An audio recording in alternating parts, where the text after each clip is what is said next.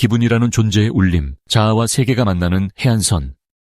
철학에서 기분은 단순히 스쳐 지나가는 일시적인 심리적 상태나 생리적 반응을 넘어 우리가 세상을 마주하고 이해해야 하는 가장 근본적인 존재론적 방식으로 다루어집니다. 일상적으로 지금 내 기분이 좋다 혹은 나쁘다 라고 말할 때의 주관적이고 표층적인 감상을 뛰어넘어 기분은 나와 세계가 어떻게 얽혀 있는지를 보여주는 심오한 철학적 주제입니다. 이를 존재론적, 인식론적, 그리고 실존적 관점에서 더욱 깊이 있게 분석해 보겠습니다. 현대 철학에서 기분의 지위를 가장 근본적인 철학적 개념으로 끌어올린 인물은 마르틴 하이데거입니다. 그의 주저 존재와 시간에서 기분은 인간이 이 세계에 어떻게 처해 있는지를 드러내는 가장 1차적인 창구입니다. 하이데거는 기분을 악기의 조율에 비유합니다. 피아노가 어떤 음계로 조율되어 있느냐에 따라 같은 악보를 연주해도 완전히 다른 분위기의 소리가 나듯 기분은 우리가 세상을 해석하고 받아들이는 기본 톤을 결정합니다. 우울한 기분 속에서는 세상의 모든 사물이 무겁고 무의미하게 다가오며 경쾌한 기분 속에서는 동일한 세상이 가능성으로 가득 찬 밝은 공간으로 열립니다. 즉,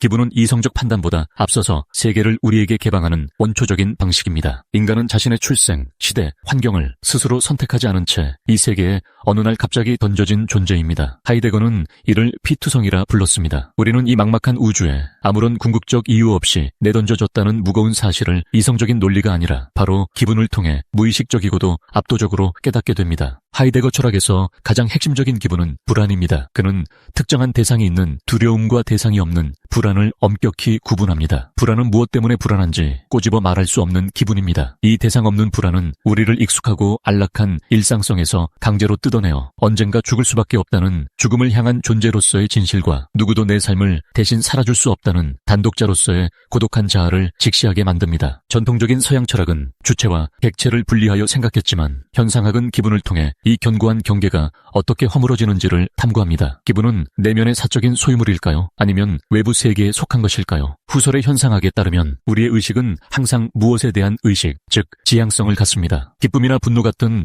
일반적인 감정은 기뻐할 만한 사건이나 화를 나게 한 대상을 지향합니다. 하지만 기분은 특정한 대상을 겨냥하지 않습니다. 기분은 특정한 사물을 가리키는 손가락이 아니라 우리가 사물을 볼 수 있게 해주는 빛이자 우리가 끼고 있는 색안경 그 자체입니다. 기분이 있기에 비로소 감정과 인식이 생겨날 수 있는 바탕이 마련됩니다. 게르노트 보메나 헤르만 슈미츠 같은 신현상학자들은 기분을 개인의 뇌나 내면에 갇힌 심리현상으로 보지 않습니다. 그들에게 기분은 특정한 공간이나 타인들 사이에 물리적으로 흐르고 퍼져 있는 분위기로 존재합니다. 텅 빈 거대한 성당에 들어섰을 때 느껴지는 경건함이나 낯선 사람들과 밀집한 공간에서 느껴지는 팽팽한 긴장감은 내 안에서 만들어진 것이 아니라 나와 세계가 교차하는 공간, 그 자체에 깃들어 있는 원초적 경험입니다. 실존주의 철학자들은 기분이 우리를 덮쳐올 때 인간이 겪는 수동성을 인정하면서도 그 기분에 매몰되지 않고 어떻게 주체적인 자유를 행사할 것인가를 치열하게 농어했습니다. 니체는 철학적 사유를 신체의 생리적 활력 및 기분과 직결시켰습니다. 그는 원한, 허무주의, 우울함 같은 낮은 기분은 생명력을 갉아먹는 병리적 상태로 보았습니다. 니체에게 초인이란 이러한 수동적이고 무기력한 기분에 굴복하지 않고 자신의 고통스럽고 무의미해 보이는 삶조차 미학적인 예술 작품처럼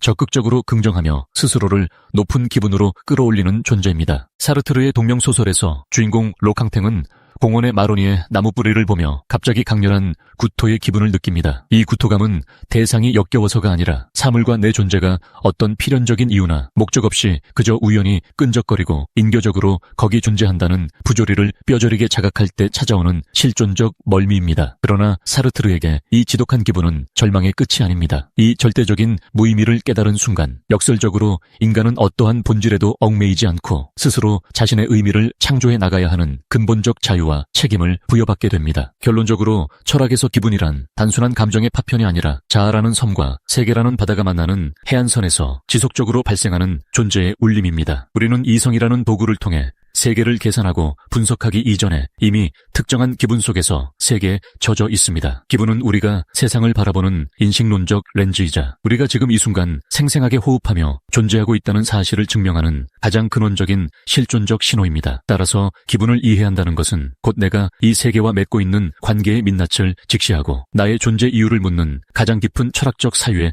출발점이라 할 수 있습니다. 기분은 신체의 문제인가, 마음의 문제인가, 정확히 기분이란 무엇인가? 기분은 마음에 생기는 유쾌하거나 불쾌하거나 우울한 따위의 주관적이고 단순한 감정 상태이다. 그렇다면 기분은 신체의 문제인가? 마음의 문제인가? 잘 모르겠다. 철학은 이런 모호한 문제를 싫어한다. 그래서 오랫동안 기분과 철학은 서먹서먹한 사이였다. 가령 그리스 철학에서도 개인의 기분은 철학과 인연이 없었다. 신체적으로도 정신적으로도 어울리지 않는 모호한 기분이라는 개념은 플라톤의 이데아론에서도 아리스토텔레스의 영혼론에서도 빠져나간다. 그리고 후에 데카르트의 정념론의 전통에서도 따돌림 당한다. 헤겔에서도 기분은 스스로의 자유를 충분히 인식하지 못하는 주관적인 정신이 빠져있는 희미한 상태일 뿐이다. 기분 자체는 아니지만 불안이라는 기분의 일부가 철학에 등장한 것은 한참 후인 19세기 키에르케고르에 이르러서이다. 키에르케고르에게 불안은 자유의 현기증, 인간이 자기 가능성의 바닥을 들여다볼 때 느끼는 현기증이다. 불안을 느끼는 인간은 스스로 자유로운 결단 가능성을 믿으면서도 저 깊은 곳에서 허물을 예감적으로 느낀다고 키에르케고르는 말한다. 불안이라는 기분이 어렵사리 근사한 철학적 개념으로서 태어난 것이다. 기분에 좌우되거나 자기의 유한성에 직면할 수 있는 주체가 드디어 철학의 중심으로 등장한 것이다. 헤겔의 절대정신과는 거리가 멀다. 기분의 일부분인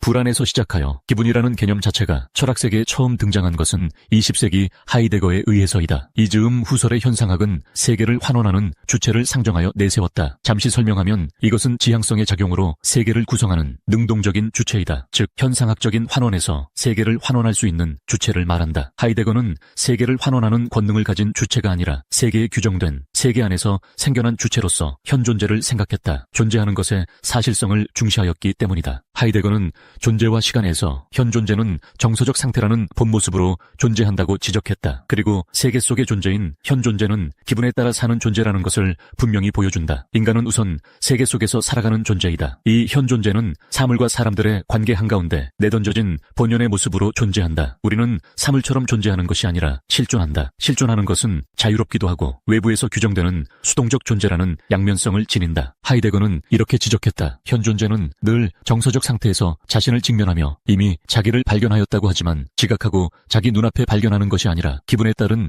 정서적 상태 속에 자기를 발견한다. 하이데거가 여기에서 지각하고 자기 눈앞에서 발견하는 건이란 후설의 현상학적 주체를 상정한 것이다. 하지만 하이데거 자신이 말하는 세계 속에서 존재하는 현존재의 모습은 그런 능동적인 주체가 아니다. 신체를 가지고 세계 속에서 살며 부여받은 신체의 기분을 느끼고 사는 존재자이다. 그렇다면 우리는 기분에 따라서 자신이 세계 속에 존재한다는 것을 발견하는 셈이다. 하이데거는 말한다. 여러 가지 기분 중에서 현존재에 특히 크게 작용하는 기분이 있다. 불안이다. 불안은 현존재가 자기와 세계의 근거가 없다는 사실을 직감하는 기분이다. 실존하는 현존재는 불안에 사로잡혀 자기의 무, 즉 죽음의 심원을 들여다본다. 즉 자신의 죽음을 예감적으로 들여다보게 된다. 이와 같은 죽음에 대한 선험적인 인식에 따라 현존재는 애초에 본연의 자기로 되돌아갈 가능성을 손에 넣는다. 인간이 자유롭다는 것이 어떠한 것인지 생각해 본 적이 있는가? 하이데거에 따르면 이는 본래의 자기로 되돌아갈 가능성을 손에 넣는 것이다. 그 후에 사르트르도 하이데거의 이론에 기초하여 실존을 생각했다. 인간은 불안을 계기로 자신의 자유를 인식할 수 있다. 구토의 주인공이 존재의 무의미함을 실감할 때 덮쳐오는 구토는 하나의 기분이다. 그리고 존재와 무에서 몰래 들여다보고 있는 주체가 타자에게 보여졌을 때 느끼는 수치심도 기분이다. 사르트르는 의식은 근본적으로 기분과 뒤섞여 있다고 말한다. 인간은 자유로운 존재이면서도 동시에 부자유스러운 신체를 가진 존재이다. 불안이라는 개념을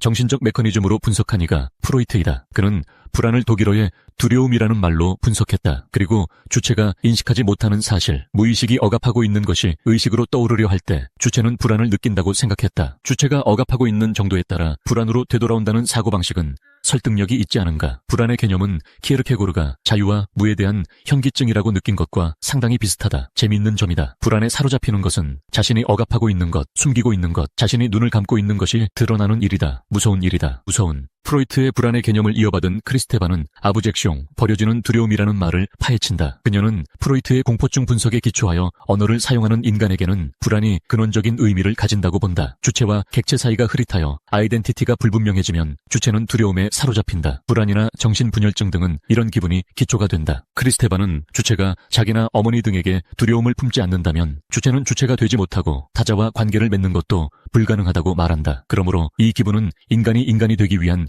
필수적 단계다. 크리스테반은 다신교, 유대교, 기독교라는 여러 가지 종교적인 체계는 이런 두려움을 처리하기 위해서 고안된 것이라고 보고 문학 등의 여러 예술도 이 기분과의 격투 끝에 나타나는 것이라고 생각했다. 라캉이라면 아이덴티티의 경계가 희미한 부분을 시사이제라고 했을 것이다. 그는 정신분석의 이론을 구축하지만 문명론으로까지 발전시키지는 않는다. 하지만 크리스테반은 아브젝시옹의 개념에 기초하여 신화소설 등 여러 문학작품을 분석하였다. 지라르의 이론을 받아들여 크리스테반은 기분 이론에서 서양의 문명 비판으로 이어진 길을 찾았다. 기분이나 불안, 공포 등의 개념은 철학의 세계에서는 상당히 다루기 어려웠다. 본래의 이론을 거부할 것이라고 여겼기 때문이다. 그러나 철학이 지금까지 다루지 않았던 이런 영역은 현대 철학 분야로 자리 잡게 되었고 이제부터 기대할 수 있는 분야라 여겨진다. 노고남이라는 기분의 현상학을 전개한 레비나스도 있는 바, 이 분야에서는 현상학적인 방법도 괜찮다고 생각하지 않는가?